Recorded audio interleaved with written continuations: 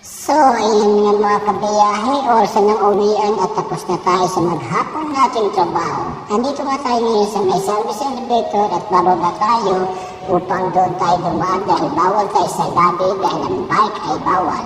Ayan na nga at nagbukas na po ang service elevator at tutumingin na sa akin ang operator. So, antay nila natin gaya kong 21, bababa ako ng B1. So, nandito ako ngayon sa loob ng service elevator. At ayan na nga, nasa space control na ako. Ayan na, tingnan ko natin yan. At pupunta na tayo sa taas. At doon tayo ay, ayan, nasa rampa na tayo ngayon guys. Mga kabiyahe, at labas na tayo ng building. So, uwi na tayo.